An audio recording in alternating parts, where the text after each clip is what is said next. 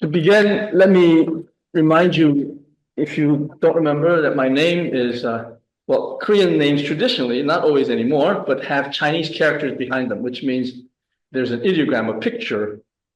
We call them characters, and they all have meaning. And most Korean names, if you encounter them, have meaning. And as I say about the Bible, in the Bible, every person's name, every place name has meaning. So my name is Kang Yup, the full name, but Kang is what I go by, and that is the Chinese character for peace.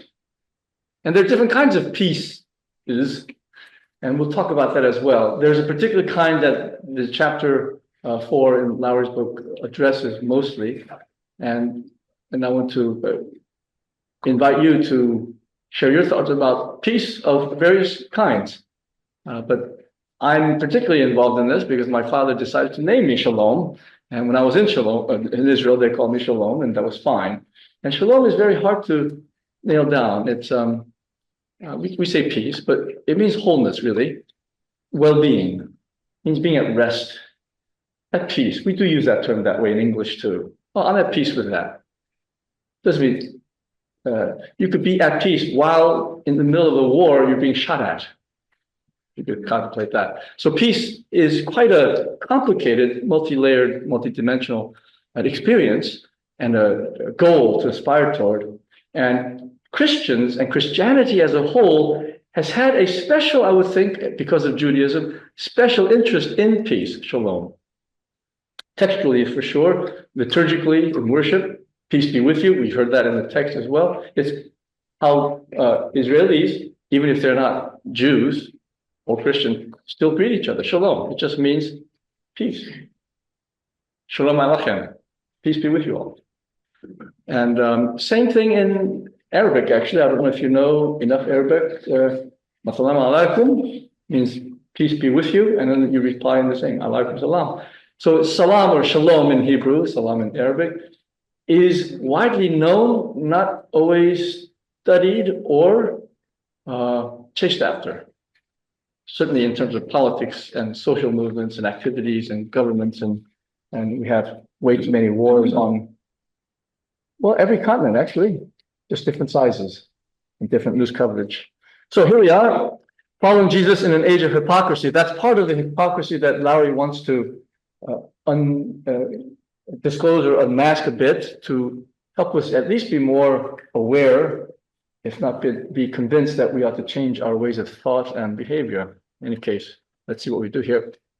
So what I'm going to do in the slide, these are no fancy slides, but they're basically bullet pointed main arguments or points that Lowry brings up for our thought. Now, the chapter is fairly, at least the portion that I have here is quite condensed. There's a lot of history. You could read books and books and books on any of these things. And Korea is mentioned there as well. Not in the best of light, but we usually think of peace as the opposite of war. You know, the famous book, Tolstoy, War and Peace. So we usually associate it that way. And I think Lowry largely, and as well as Rohr, the other book citing this class into early June, they are talking in that macrocosmic level of peace as a humanity issue, and national issue and international issue. So war, although that also can be very small or big as we have it in the news, that really speaks to power or is about power, resources as limited as they are. That's for economists usually to deal with, what to do with the scarcity of resources and allocating them. That's basically what economics deals with. And then, of course, the human and governmental, political, and social phenomenon of control. And the thing is, what Lowry points out is true of history and the church too, not just the United States or any particular nation in Europe, but when you are part of a group called a nation, there are borders and there are interests, and we speak of national interests. So does every nation speak of national interests. And now there's a teraphor that I'm sure you're aware of that all speak in a variety of ways to these things. Patriotism. Apparently, Canadian patriotism is at an all-time high right now. And I have read some pieces or heard some people comment that it's not about the American people, but about the president's policies and what he has, I guess, publicly stated and done, and that helped Canadians in their solidarity. Canada has been quite a bit in the news, apparently, but it seems patriotism goes up and down in countries. I grew up with Korean patriotism and propaganda, and I guess sort of converted that to American patriotism. Patriotism just means fatherland, really, that you belong to a clan, a group. Quite simple. But that does come with a lot of sentiments, thoughts, experiences. And I want you to think about the ways in which you are negatively or positively related to this concept of patriotism. It's quite sometimes related to nationalism, which also Larry deals with. You probably have your own ideas about this. But anyway, that's all under this war and this hunt for power and control and so forth. Fear and greed, of course, these negative things that we align with these things. So Larry wants to just dig in. I'm probably saying more than his words, actually. And then he goes on to Jesus' teaching in that context, and almost in contrast to what we ordinarily see in our own personal life, to social life, to national and international life. Well, Matthew 5:44, which he cites, love your enemies, turn the other cheek. That requires some study, but at least we get the gist of it. When someone strikes you, usually you strike back. That's the assumption of the text. But what Jesus commands tends to be a bit more tricky. In fact, it might be more subversive than we thought. I don't know if you ever covered this way in the ancient world, and still to a large degree this world that we live in. There are customs that you need to understand, assumptions in order to understand what is written or said. So turning to the cheek is just one of these things.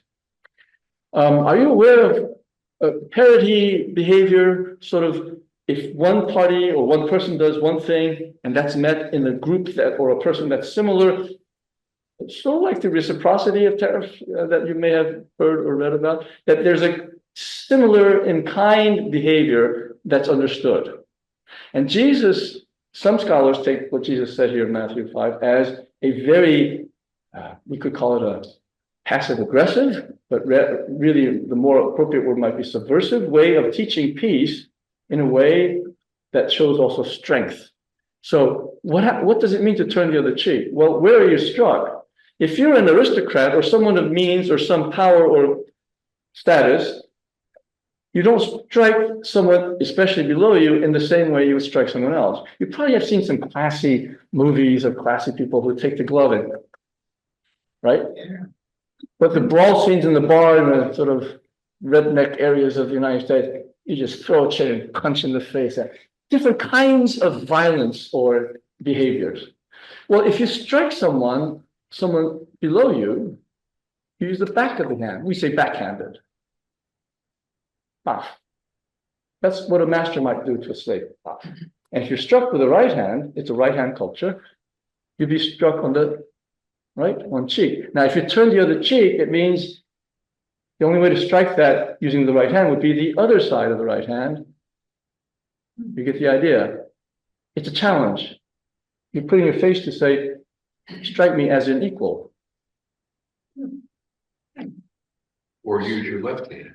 Well, you wouldn't do that, but the right hand is the hand of power and control and authority and all that. So using your left hand would mean something different, but that's a different discussion.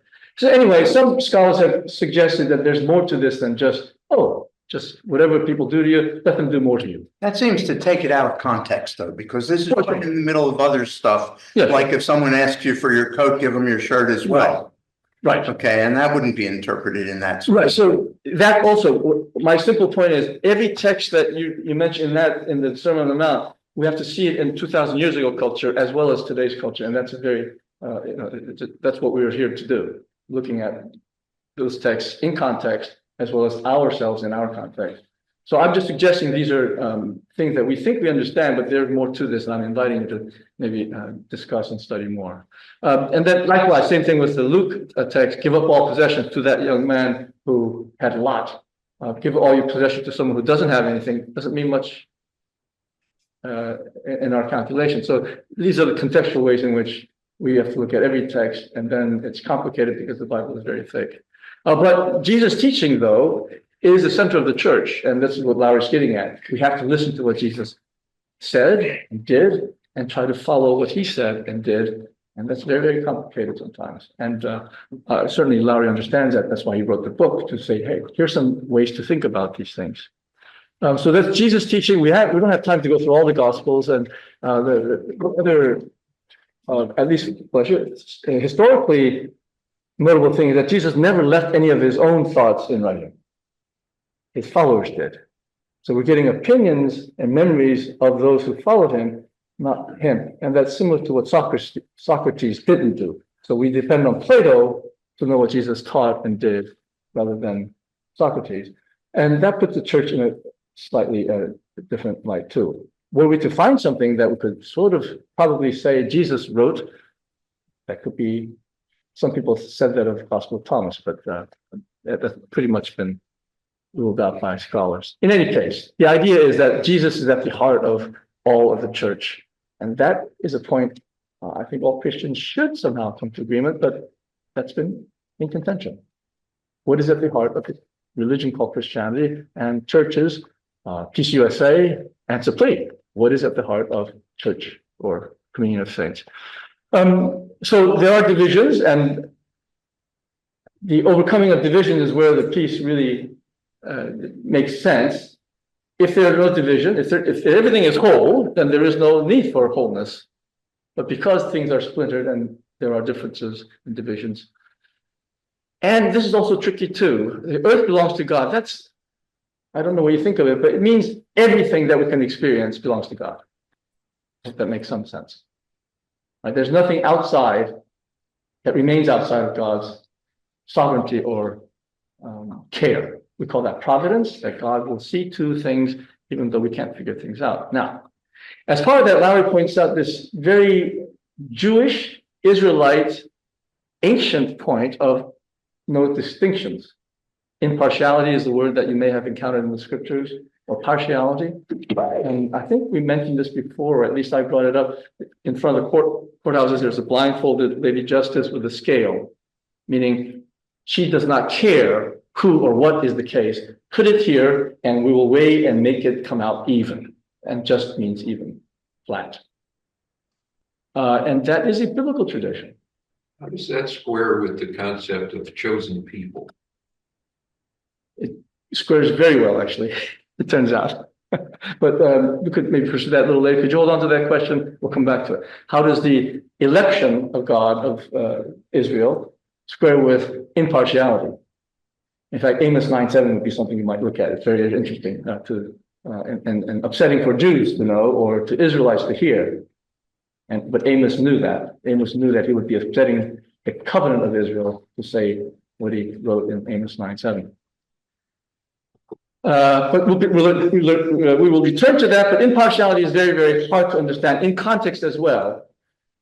Because impartiality in the ancient world meant that you need to know where your status was in the culture, and that was the impartiality in the courts that usually kings presided over. It doesn't mean what we mean by equality, everything the same.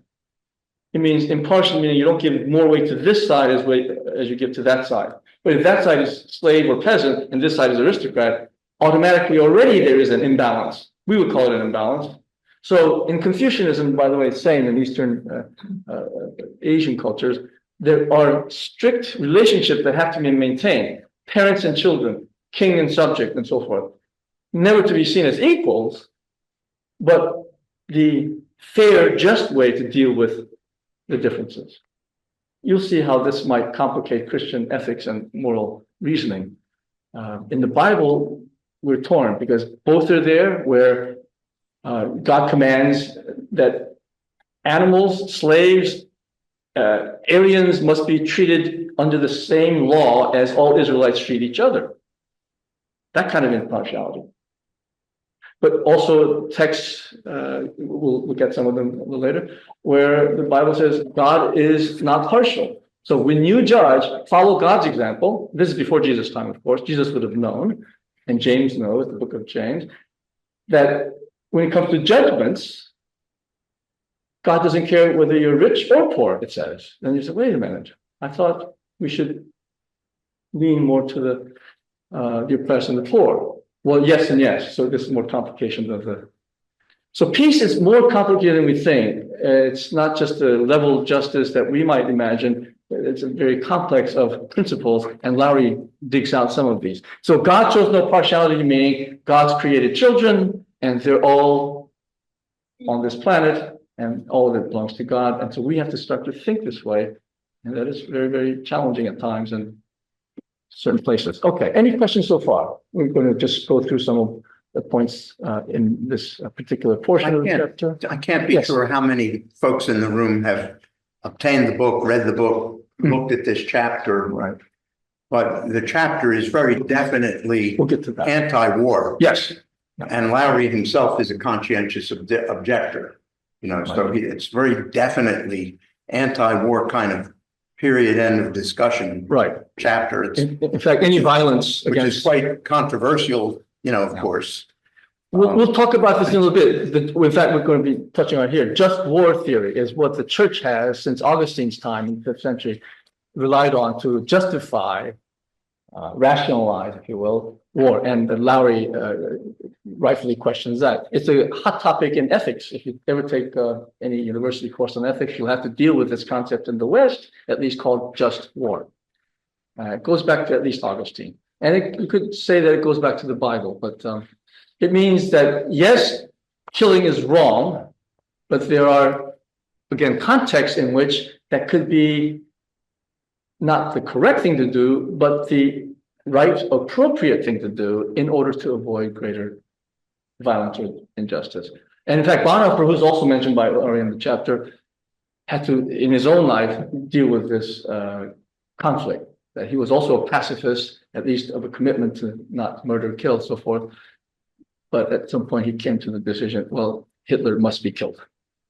And in fact, he participated in plotting and therefore was caught and imprisoned for it. You might know the story of Bonhoeffer. And hung. Yeah, right. So it doesn't end up well for being discovered to plot.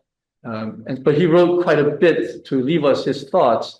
And cost of discipleship is one of them that we mentioned before, that following Jesus comes with a very, very heavy price. And I'm not sure the churches have, even I have grasped the extent of it, because no one's going to come after me to kill me for my faith or my convictions. So far. So far, yeah, so far, that's right. So the early church witness is what Lowry goes back to. I want to read you some quotations from that chapter, and let me know if it's too fast, but so the just war idea is that war can be justified, violence justified, if the greater end is there. And what he says is the early church was against this kind of response to the conditions around them. And turning the other cheek is kind of the setting of the standard for the church.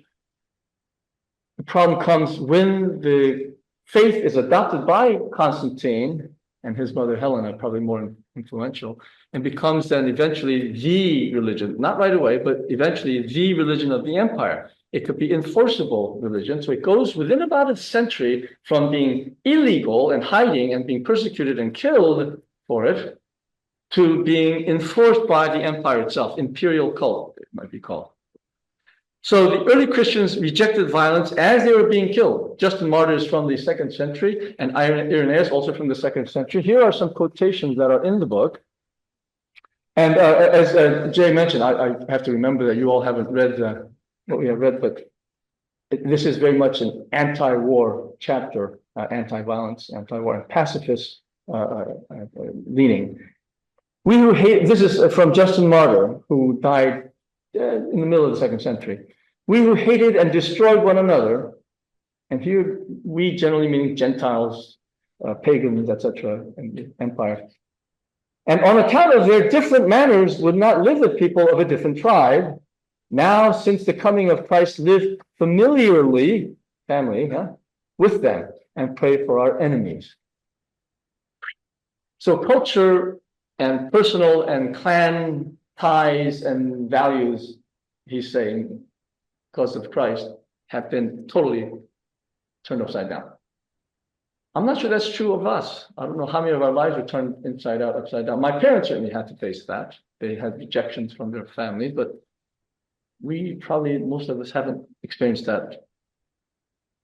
Anyway, I know you shared with us that you left your comfort zone and went to join a movement. So that may be kind of the experience you've had. It's totally reorienting your whole life. Yeah, it was pretty Right. profound. Yeah. So I'm glad Jesus has that impact on you still. I know. So here's another one from Justin Martyr, in the same stretch of text. We who were filled with war and mutual slaughter and every wickedness have each through the whole earth changed our warlike weapons. Our swords into plowshares. You probably remember that from Isaiah. And our spears into implements of tillage. And we cultivate piety, righteousness, philanthropy, faith, and hope, which we have from the Father himself through him who was crucified. Again, how Jesus changes the whole picture of how the world is and how our life should be lived. Irenaeus, whom he mentions, wrote this. He's a little bit after Justin's time, but still mostly in the 2nd century, latter half. Those who formerly acted like animals and waged war on other people have now been transformed by faith in Christ. For he now tells in parables the gathering together in peaceful concord through the name of Christ of people of different nations and like character. For the assembly of the just. I don't know if you ever read Irenaeus. He wrote a lot of it against the Gnostics, but he's also the one responsible for getting Gospel according to John into the canon, it turns out. Anyway, he's a power thinker, and he thought about these matters in his day. It's the Roman Empire that's cracking down on Christianity and Christians. Well, there are more quotations from Lowry's chapter, but maybe we could look at them later. But this idea of swords into plowshares, it's twofold. One is to recognize who we are and what we do. We have swords. We have weapons. Every nation has almost every nation has some defense. Switzerland is an interesting country I found, neutral state, but everyone has to be trained, military service, all men anyway, and they're by law to keep their rifles that they're trained with. And so everybody's armed. When I found that out, this is kind of, really, that's how they keep peace. I don't know if you knew that. Go check if that's still the law. And Germany also has civil service included, but military service required of all the young men. Koreans, definitely. Israelis, both men and women, after high school, about 2 years roughly. So a lot of nations have this swords, for understandable reasons, mentality, defending their borders or any attack from the outside, and to keep peace, we might be hearing that as well, within the borders among the citizens. You probably know way too many in your lifetime of nations with coups and military people, generals in particular, that overthrow governments and assassinate each other and so forth. It's just a story, sad story of humanity. And Lowry's addressing this from a Christian perspective to say, hey, we have texts, we have traditions, we have beliefs, convictions, and the challenge to turn swords into plowshares. Not to complicate that too much, but I remember when I first tripped up on this detail, whether in John or the other Gospels, that apparently Jesus permitted for practical reasons, by the way, the disciples, at least a few of them, to carry daggers or swords. And said, well, different way of understanding anyway, because I thought they were pacifists, meaning they don't partake in any manufacture of or use of or carrying of arms. But so I always have to be checked to make sure the Bible doesn't permit me to go on with my own thoughts. Switzerland doesn't have any mass shootings. Isn't that interesting? It's a smaller country too, I suppose, and more monocultural. In any case, so swords are the reality, but plowshares are our calling in Christ. If you're going to be a disciple of Christ, this is from Isaiah, of course, but Jesus demands peace, forgiveness. How many times? Well, Peter learned not just 7 times, which was, by the way, a joke. We never got that joke, I think, in church. Peter was kind of sarcastic, saying, you mean I should forgive, meaning the disciples and his friends and neighbors, family. I have to just forgive that person 7 times? Come on. And Jesus understood the joke. Of course, that's too many times. fool me once, fool me twice, you know, seven, nobody goes 7 times, right? So Peter understood the joke, Jesus understood the joke, and then Jesus fires back with another joke, saying, yeah, of course not. Don't be silly, Peter, not 7 times. 70 times, 7 times. And the 70 is a perfect number in the Bible, a perfect number of years lived, according to maybe some psalmist traditions. The idea is there is no end to forgiveness. So if you want to follow Jesus, are you willing to give up a realistic, practical way to live? Is the challenge there. And Jesus seems to be serious about forgiveness. Remember Holy Week, he's hanging on the cross, at least in a dominant gospel tradition, forgiving the very ones that are violently half tortured and now executing him. That's hard to see in the world, I think. Anyway, something that compels us to prayer and to emulate. For sake of conversation, because I want to get your thoughts on these. So call to peace here, again, going to what Lowry said, and then Jay reminds us, he has particular idea of peace in mind in this portion of this book, about war as international, national realities, and even social unrest as big kind of events and activities of the human, society. And I'd like to see what you think about that. And saying that churches then must be aligned with the gospel and Jesus by, in whatever ways, being witnesses against any warfare or tendency toward war or talk of war or participating in war. You know about Mennonites, I hope? They're sort of Amish light, maybe? I know Mennonites, and they are, in fact, pacifists. In fact, I remember reading their books. There's a good book called Nevertheless. If you ever read just war things, you need to read, his name is escaping me. Yoder is his last name, not surprising. And he wrote a book called Nevertheless. He takes the arguments of the just war cause, outlines it, and then gives the gospel version, Christian version, not being too preachy, but reasoning to say, nevertheless, pacifism is the better way, the correct way to go for the world, not just Christians. It's called, the book is just called Nevertheless, I think, the title, Yoder. In any case, churches must witness against war is the claim, and we need to take that very seriously. In fact, Koreans under the Japanese rule had to fight against the Japanese, but Korean Christians, they, at least many of them, not all of them, marched peacefully to their deaths or were gathered in churches to die because their commitment to Jesus was, this is hard to say for some Koreans, but above their commitment to nation or their patriotism. Some Koreans find that very, very unrealistic, that you give everything for the nation.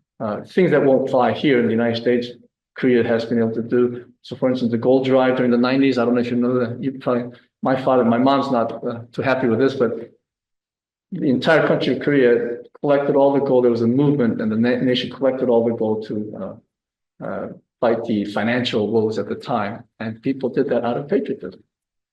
Things that were dear to them, in fact, heirlooms and everything else. Again, my mom was not too happy about that, but giving and sacrificing for your nation is part of Korean culture, and I understood that as a child growing up.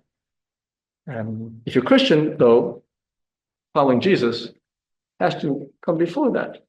For some Christians, Christians in Korea, it could be a bit of a conflating thing. And some have warned, and Lowry's picking up on that too. In the United States, we have that issue too, that many Christians, many churches have seen nationalism and patriotism as being on par with our commitment to follow Jesus. And that has to be scrutinized, criticized from the gospel perspective to say that is not our identity or our calling. So, yes. So what's more important, our devotion to humanity or our devotion to our country? Oh, well, the Bible wouldn't put it that way. I put it that way. That's the question I'm asking. For me, that's simple enough. Always humanity. Right. But the Bible would put it God and only God and no other gods but God. And then everything else is footnotes. So the Jews to this day, the Torah and the 613 do's and don'ts, that shows your commitment to what is really important. And once you get that straight, no matter how much you ridicule for it and you die for it, it's okay. So your question is more of a understandable for secular reasoning. If you don't have a God, what comes first, humanity or your own clan, family, or country, or your time? No, I'm asking it in the context of the great commandment to love our neighbor. Okay, and that is Leviticus 19. That is part of serving God. Right. Mark 12. So I guess it's going to take away for a little bit, but contextually, neighbor in Israel meant other Israelites. They didn't mean Chinese. So when asked who's my neighbor, the answer was the parable of the Good Samaritan. Right. So Jesus had to say that because the understanding in Judaism was But that was not what Jesus was teaching. Right. Okay. I just want to make sure we go to Leviticus first and then to Luke. That's really confusing. I mean, why would you do that? Because it's Jesus we're trying to follow. Right.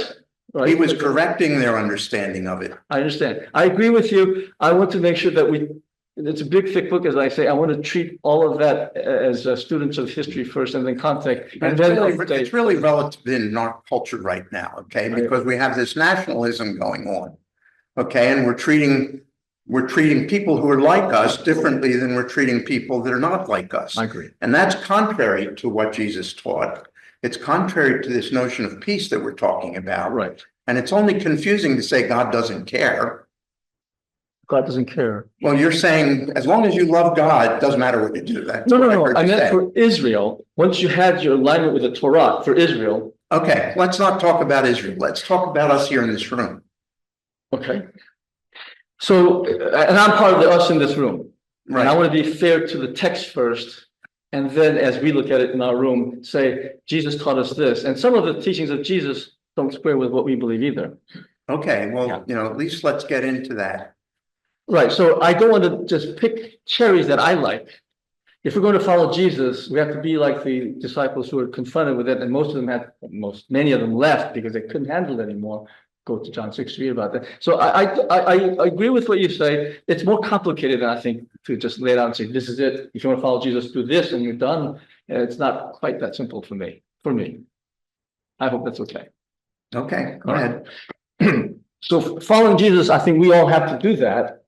How to do it is different from, between us here in the room, and Lowry certainly has his way, but not all Christians agree with Lowry on what it means to follow Jesus. Not all Christians in Korea agree, and certainly not in this country. There are Christians here, Mennonites, for instance, who are dead set against. They would rather go to jail and prison for not paying their taxes, and I know of some. They've been kind of leniently handled, I think, because they know that part of the taxes goes to making bullets and bombs, and they don't want to have any part in contributing to that. I know people like that in normal economic financial situations. They don't like the company, so they don't want to have 1 penny of their earnings go to that company, even though they might know in the back of their mind that everything's invested in everything else. But nevertheless, they want to do something to say, these are my convictions and principle, and I honor that in you. And if these are, then you have to look at what you're doing and stop doing these things and start doing these things. And I think we all have to be there at some point. I think we are, just in different ways, in different places. I hope that's understandable. Well, it's not really what I'm getting at. The nationalism of this country. Yes, Right. but I'm not in alignment with Lowry exactly. I think the idea of peace is something that we strive for. I think the idea of peace is certainly the goal, but sometimes war is the lesser of two evils. That's the idea of just war that we're talking about. Yeah. But I think that thinking carries over into peace in all aspects, not just with respect to war. Absolutely. In fact, I was going to say that next. So how do we deal with disputes among people, with controversy that arises, and turning the other cheek? It's pretty hard. I would say that at least it's a good idea to take a breath. To stop and think and say, before I jump into this argument with both feet, what am I going to do about, how am I going to address this? Same thing with war. Before I jump into it, before I just respond, so someone some terrorists attack me, and so I'm going to bomb the whole country. Before you do that, take a breath. Right. Think about that. Is this really what God would want? Put it in the context of faith. Put it in the context of the stuff that was on the screen before. But what response? I can't control what happens to me, but I can control how I respond to it. Right. And what's the appropriate response? And how do I come up with a response that's consistent with my Christian faith and beliefs? Right. Okay. And I'm upset right now because I see things happening around us all the time where the responses are disproportional, where the responses are definitely not in keeping with what I think is appropriate Christian ethics. And so that's really why I wanted this class to happen, so that we could bring some of these ideas to light and get people thinking about what is the right way to respond to things like war. That's, I guess, we're slightly different in framing it, that the question itself is different from the way I would frame it. What is right? I would try to aim for faithfulness. As soon as I think I'm right, there's going to be a whole host of people who are wrong.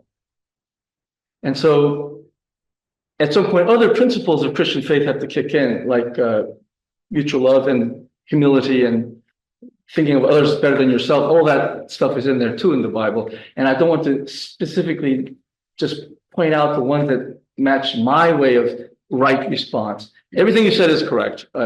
Right. I agree with, I should say. The thing I'm pointing out is that rightness might be different in this room for every one of us. And I honor yours. I do. I think it's respectable and it's worthy of all of our contemplation. But I can't guarantee in 2,000 years of history that every Christian who tried to be faithful to following Jesus shared that point of view that you happen to have now in 21st century America. And so what we should do is then have all the J's and Kongs and all of us sitting together and trying to be church together. And that's the hard part. And that's where I'm headed toward with peace. There's a great song, by the way, Let There Be Peace on Earth. And it's talking about earth. It's very biblical. And do you know the line at the end there? And let it begin with me. And that's where we are right now. The problem is, the challenge is that every me is different, unique. And if you want every me to be a robotic copy of the other, then we would probably have to compromise everything else. There are groups that have done this, Christian groups, a uniformity over unity, because unity is, in their calculation, unity is not worth, right, the trouble. Go for uniformity. But now the battle is, which uniformity do we want? Do you want the blue one or the red one or the purple one? Whatever that might look like in whatever place you live and what time. And as I say, I want to give full mutual respect to everyone's point of view, not just one that I like. And that's part of the peacemaking that I think gospel might call us to. And I do share your frustration. There are things that I think the world could be better at, the United States could be better at, maybe Supplee could be better at. But that's the reality that I'm with as an imperfect follower, but want to be faithful to the following. And that means I will make mistakes. I might think things that are reversible. And I have had to reverse my opinion on various things, not just scholarly matters, but life things. So I think everybody understands enough of your passion, and I think that is needed in the church at all times by everyone. So back to your question about humanitarianism. My dad used to say this: if he were not Christian, he would still be the same. He would still be humanitarian. Every human being looked at that way, without theological, biblical, religious things added onto it. And I think I would have to argue the same. If I were not Christian, if I were to say, I could be a happy Zen Buddhist, I think, although I might have some questions. But the idea would be the same. In fact, most religious people at a certain level of enlightenment actually would agree with what you said, Jay, that humanitarianism has to be the same. When you see in the other the humanity, then it's really killing yourself when you're killing the other. So that makes sense. How to enact that in actual policy and relationships, a bit more complicated, and that's where the frustration comes. And I do appreciate your passion about it. If you read some books about the First World War, and you see how Western civilization got caught up in that, probably that might be the worst thing that ever happened. Mhm. You know, it ultimately led to the Second World War, but the First World War was where it all began. And it was all the sort of thing that you had on one of the earlier slides about nationalism, fear, power, greed. Human condition. Well, and it was people who were in power trying to exert that power at the expense of all the rest of the people in Europe, and it was goofy. It was really goofy, and it led to total carnage. It led to total disruption. It led to people losing faith in things that they formerly believed in. It led to the Second World War. And then here in our country, we had the Vietnam War, which had similar impacts. So before you get into a war, I wouldn't say there's never a time to get into a war, but I would say that before you get into a war, you really should think hard and long about that, before you just react to something that happened. I'd like to share something. Yes. I don't know if it'll help. So I became a Quaker when I was 18 years old. Pacifist. Yeah. And then became a Methodist when I was close to 40. Long story. But the Quakers, I don't know who exactly said it, but they have this expression that we should live in that light and power that takes away the occasion of all war.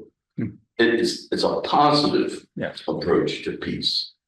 I don't want to annoy anybody, but justice for me is a precondition for peace. I know it's not directly addressing what you guys are discussing, but I think it would be helpful to think about how to be a peacemaker, how to create a good, just society to reduce conflict and war, and maybe a good, just world that to reduce the chance of world conflict. I think it's very relevant to what we have in mind. We'll have to go to that teaching of Jesus in the Sermon on the Mount. That's where the blessed are the peacemaker comes from. And I'm not sure we all have the same understanding, or maybe even a contextually justifiable understanding of that. Lowry is taking that, certainly, as Jay mentioned, into the grand scale of warfare. As far as the text is concerned in Matthew, Jesus was not speaking in time of any warfare, but a whole bunch of people gathered on a hillside. And they were not preparing wars and fighting each other or anybody at the time. So, blessed are the peacemakers is something we need to think a little bit more about. I know we might hear it one way, certainly Lowry does, and Rohr as well. I usually hear things a little bit more broadly and then try to narrow it according to the context and history and so forth, but we'll get to that maybe later. But what you say about Quakers and the light and positive language, I think that's very helpful. I think if we go from the negativity, and Bible says plenty about negativity, that will be our food and nourishment. And even good things could be done out of negativity, I think, and vice versa. Nasty things out of good intentions. Anyway, so we'll get to and I'd like to hear from more of you, but let me finish the Lowry thoughts. So remember we talked about radical discipleship, what he already said in previous chapters and introduction even. It means it has to go to the foundation root of what it means to be church or be followers of Jesus, and that's hard. because we have a lot of commitments and thoughts that are on the surface and everywhere in between, from the foundation to the surface of what I have to do tomorrow, this stress and that thing, task, and so forth. Well, follow Jesus means, for Lowry, these have to be the centerpieces: love, peace, no violence. I don't think any Christian will disagree with this, but the appropriation and the enactment of these things might be more complicated, depending on time and place and situation. So the other thing is conscience above, or sort of like the humanitarianism above sectarianism, like, if I might put it that way. Those are not Lowry's kind of categories, but conscience over just war rationalization. But we could justify a lot of violence, even as Christians. But conscience for Christians means that we have a Lord that demands more. And that's also very, very hard. So, there's one more. He says, well, there's one thing we could do, is to become Christian again. He calls it re-Christianizing. Means to remember what we forgot, or let go a little, to come back to Jesus' call for peace and take that more seriously than we have as a nation, as people, as churches, as a person. Right? And then again, Lowry emphasized the church as a whole has to stand against a world that is at least in cahoots with warfare, if not makes a lot of gains from warfare. And that we have to do as witness for peace. We don't have an option. We have to witness to what is, for Christians anyway, the non-negotiable of Jesus Christ. And not, Lowry would argue, nation. And that's where some Christians, in Lowry's view, hypocrisy title, that you're saying you're Christian, but you're really a very patriotic American that goes to church. If you could just reverse that, be a Christian who happens to be a patriotic American, that might look different. And what does it mean to be then a Christian who is in care of or for the welfare of the nation? So nationalism becomes its own religion of sorts, a commitment, a cult, a worship, and we should not worship a nation. All right, so this is where we open up for discussion. I hope you remember this image, that we probably need to empty ourselves before we could really gain something else to fill us with the Spirit. And just another reminder of this, we did this last time, that, and in fact, you saw an example of it right here, that Lowry, Jay, and I might be in the same room, and those of you who have read Lowry might all agree on the basic principles of following Jesus. But each time we think or say anything, we're not talking with the same assumptions, maybe. And that's where discussions and conversation could be helpful. So remember, there are 6 cubes if you look at one way, but it's 7 cubes if you look at the other way, but it's the same Jesus you see, or the same scripture you see, or the same theology you see, or the same church you see. But people might see it from a different angle, perspective. And anyway, with that as a guide, can we go back to the things, and back to Roger's point and your point as well, and Jay's point, and see what you think, the rest of you think about Lowry's insistence that we as a nation are in error if we fall for the national concerns above the Christian call. So I've got one. The people have probably heard this expression. If you want freedom, but you don't want it for everybody, what you really want is privilege. And I'm not very nationalistic compared to being wanting to be a global humanitarian. But it's like, you know, if you think about things from the perspective of humankind, you know, it should apply to everybody in the world. I don't really know what Jesus says about that, except render unto Caesar what Caesar's and render unto God what's God's. Yeah, that's another part of Jesus' tradition or teaching that remained with the church that is controversial. Because for some, and PCUS included, church has to be, and Lowry I think is in this camp, I'm a bit torn. For some, it means an alignment where societal, national interest and behavior has to be at the center of the discussion of Christian morality or discipleship. The Amish don't agree, and so Amish and Quaker are different traditions. Amish will be focused on the inner purity of the society, this Amish society. Quakers are more, as far as I'm aware, transformation of the outer society beyond the Quaker circle. Likewise, for prayer is different. There are prayers that are inwardly directed. Change me, change my heart, oh God, to change the world. Both are Christian prayers, but some denominations, some churches, some Christians tend toward the outer societal, global implications of following Christ. Others more inward. So the Amish, certainly, as I pointed out, are more the inward. Even if the United States falls apart, they want to maintain their purity. And pacifists have some notion of this as well. I don't want to participate in any violence against another human life. If you do, that's your business, but I can't do that. I can't get my hands dirty. And that's very much kind of theologically, that's left-wing thought, liberal thought, keeping the purity of the soul, the individual, in alignment with God. The more theologically, historically conservative is the more Catholic and sometimes Orthodox, I suppose, but Catholic, which is, no, it's messier than that. National, societal things and personal piety are intermeshed. You can't become pure just by maintaining your piety on your own. You're part of a world that is fallen. All of it is fallen. And so you're going to have to get your hands dirty at some point, maybe. These are different ways of being Christian, is my point. So agreeing with Jay and everything he said, I still could have other thoughts that might be in that same boat, but might steer it differently from time to time. I hope that's understandable. What are your thoughts on this? It's very complicated to be a Christian of conscience. I mean, we agree on humanitarianism in this group, I think, because we understand other human beings as children of God, created in the image of God. I don't think we have a disagreement. I haven't heard anything from any of you.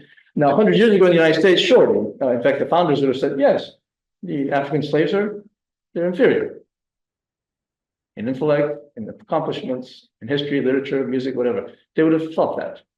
So, Most of them. In fact, Wilberforce, it takes from England to change that. And even in Wilberforce, you might say, there is a superior of the English still assumed. You see that in the Bible too. When God has to remind them, remember, you were slaves in Egypt too. Don't you forget it.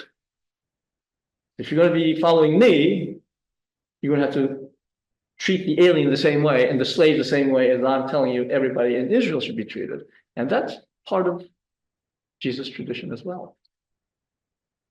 And James and Matthew, yes. So this is very complicated, all of this, and to get it straight. And I don't think that any one way is the correct way to think. But so two thoughts. One is the United States, they call it an experiment. And I always wonder why they call it an experiment. And when they started out the country, the war, free from England, everything has evolved. And if you think about how the laws in the United States are made, there's a lot of discussion, a lot of debate. And Pastor Knock and I, coming from the same ethnic heritage, national background, everyone, like most of the world says, okay, this is what we're going to do. And the laws get passed really fast. Like in Korea, it's fast, and get it done. And they don't really debate and think about this. And I always go back to my dad. He was a political science major, and he said, so America is a great country because the laws that come to be are debated. They're thought out about. It's not like everyone just says, okay, we'll do it this way, and then they rush to a law. It takes a long time in the United States to legislate, enact a law. Interesting you mentioned. And it's, there's debate, and it's involved, because in the beginning, only certain people lived here, and they had all these stripes. And now when I think about it, I think that's right. But you think about the Muslim, the Shiites, the Kurds, they're all fighting each other, even though they're all Islam. And I think today, that's how we are in America in terms of Christianity. Yeah. We're all like, okay, you're this denomination, or you're this part of the Christian world. And now Christian nationalism is like, okay, this is the way we have to be.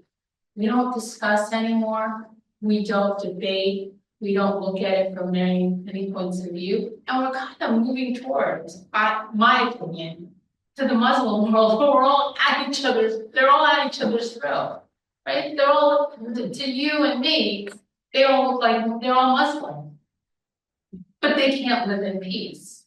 And so I feel like here in America, now we are moving towards that Christian faith, and it's like, well, you have to have it this way, but you can't have, the Methodists are wrong, or the Quakers are wrong, or, the Lutherans are wrong. This is the way it should be.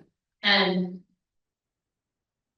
having being from two different cultures, when there's a Korean or Korean team playing, I root for them. When it's an American team playing, I root for the Americans. But if they play each other, I'm like, Trouble, yeah. what do we do? I don't care, because I love this country more than I love Korea. Like this is where I grew up. This is my country. But sometimes I am torn, and I look at stuff and I'm like, why is America taking so long to enact this law? This is stupid. Like, why don't they just hurry up and go and get it done? But again, America, because of so many people, so much diversity, and no, that's not the way to talk. But we really think things out very carefully. We debate, we think, and we look at it. And I truly think we try to look at it from a humanitarian point, because I can tell you, Koreans are hot-headed. And you take someone off, Right? Can you verify that? Being hot-headed? Generally speaking. I have to say it, but really, in America, I see the United States and our legislatures and how they set up the government. Yeah. It is really, truly, it works. So it's a matter of perspective, is I think what you're saying. Yeah. Yes, exactly. And I am very proud to say that I am an American. And, if I go to Korea and I don't do stuff the way they do, my grandparents would say, she's American, she doesn't know our way, she doesn't know any better. Uncivilized, yes. But I have to say that we really put a lot of thought.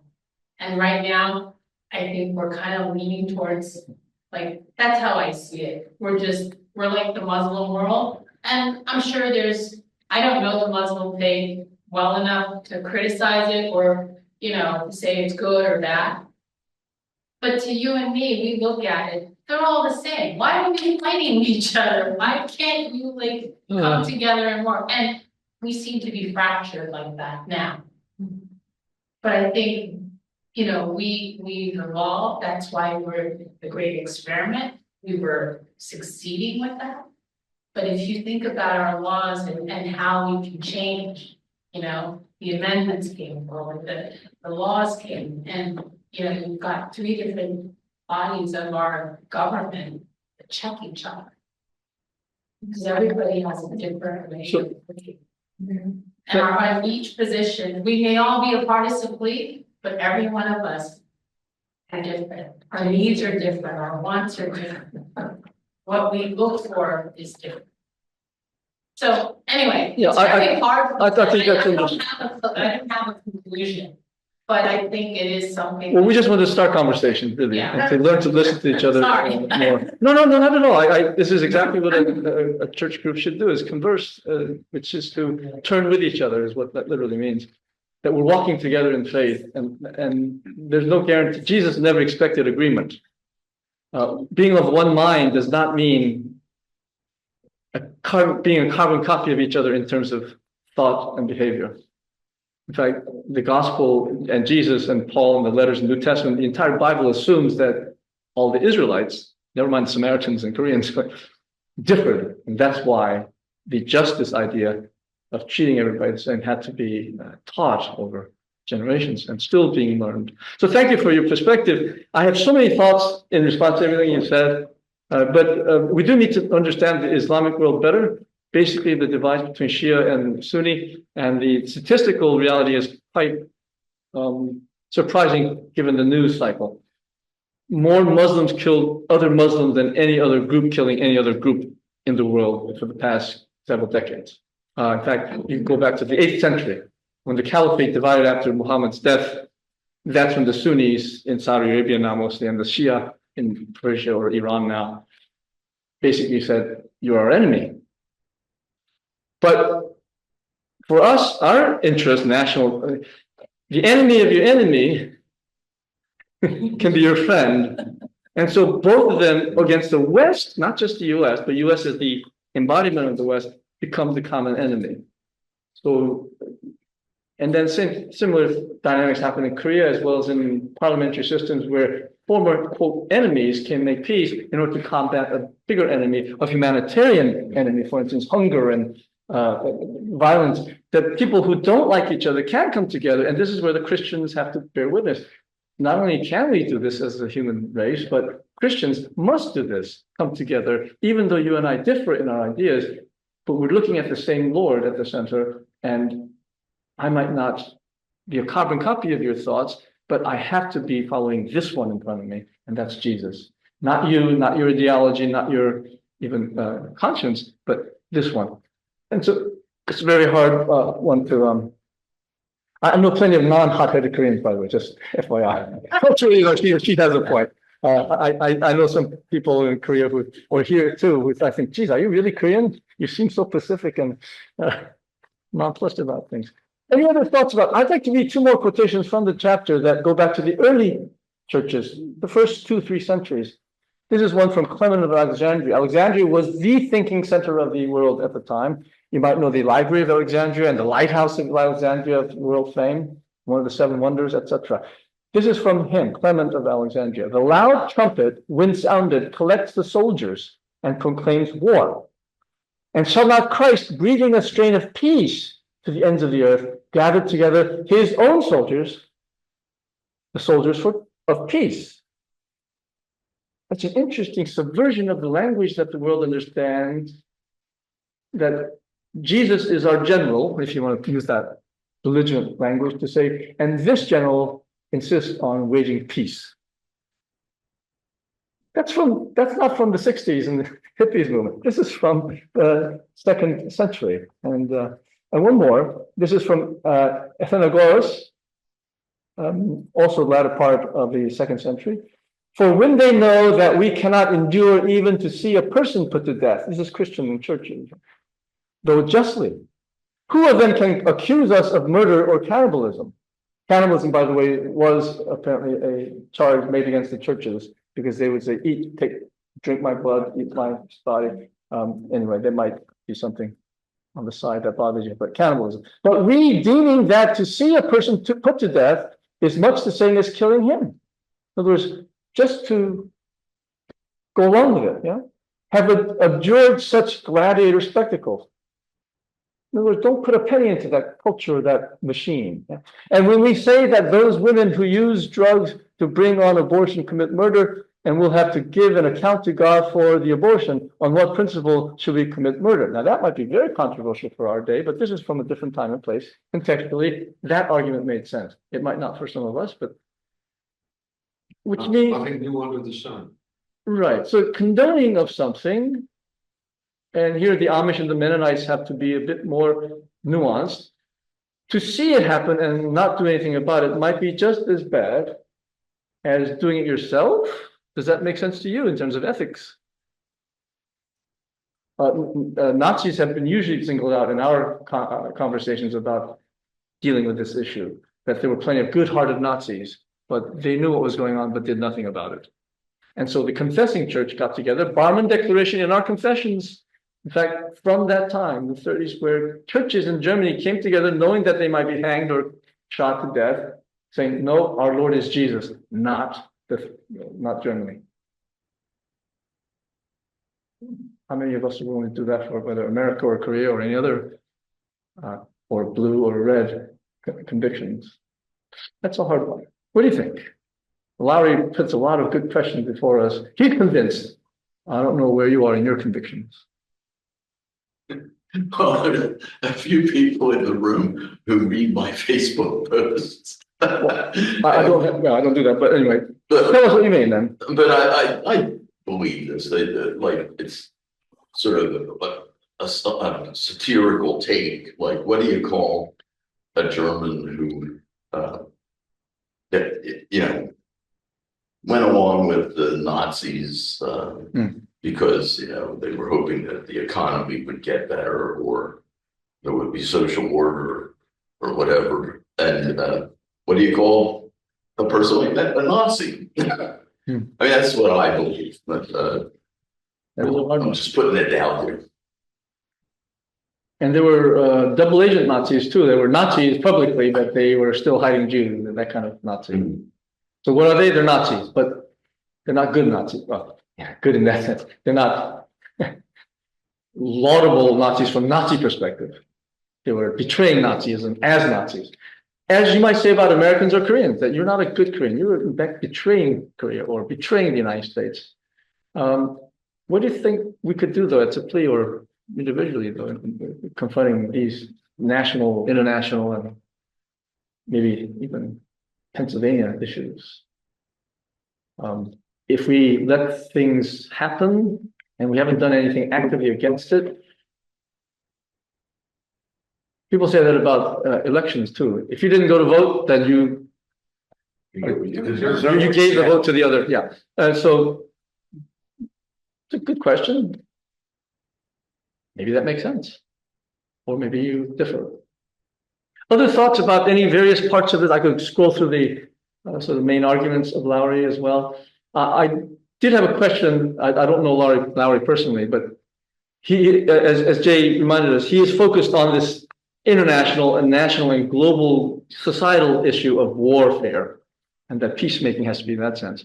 But as we, I think, saw enough from this time, peace, let it start with me.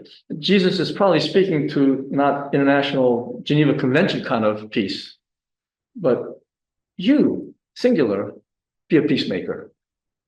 And that might be an argument in committee or a family that has had a Thanksgiving discussion that went awry.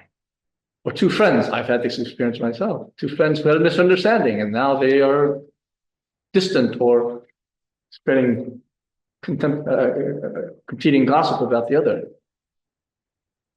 Yeah.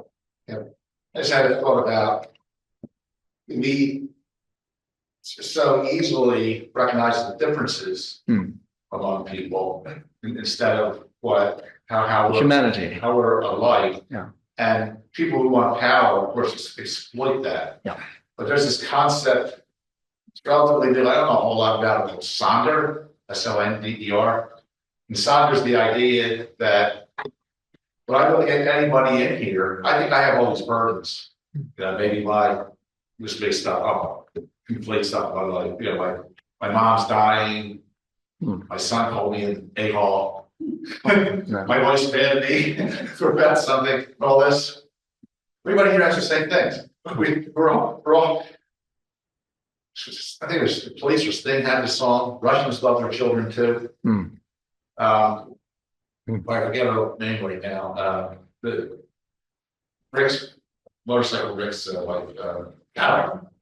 Carol talked about Carol, yes. In World War I when they had that peace. Because the people in the trenches, they're just there because they were told to go. So the German soldiers and the American soldiers, they just saw the humanity in each other. But we tend to recognize the differences and just play them up. And I had a disturbing thought. I look at a lot of photography, like the National Geographic photographers have, there's still tribes. Whole tribes, people who still put plates in their lips that are this big and their earlobes are down here. When I look at that and I think, that person was sitting across from me at Starbucks. I have trouble even thinking that as a human. And why is that? Right? Because it's just, and they scarification, tattoos, and it's so different from, so this long, and But that person has a daughter, she's worried about the daughter's sick, they're just like us. Yeah. But I notice, like you walk in the Wawa and see bottle application and stuff, right? That's what I noticed, instead of noticing that person's behind the counter at Wawa is worried about paying his rent. And that his girlfriend's pregnant, how am I gonna take care of her? Yeah. What are we gonna do? That's the idea of Sonder, we all have the same. We're all We're all same. human, yes. You have to recognize that. That's hard to do, it turns out. Yeah. Yeah, it's sort of like chapter 4 of Genesis. It starts with the first family. You know, Cain certainly knew you came from the same parents, but was able to kill Abel. And that's how the dysfunction of human families starts. So the individual and familial is really the similar setup as national and international. There were no really different. So if we were to talk with Cain and said what Lowry said, or any of you might think, would Cain be convinced otherwise to, and by the way, here you could blame God for setting this up that way, but fratricide is the first story of human culture and society in the Bible.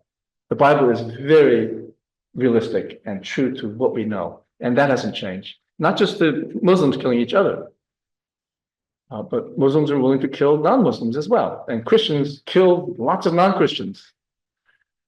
I can't think of any, oh, we are out of time. So I can't think of any human group that hasn't been able to go down this road and find its meaning and purpose,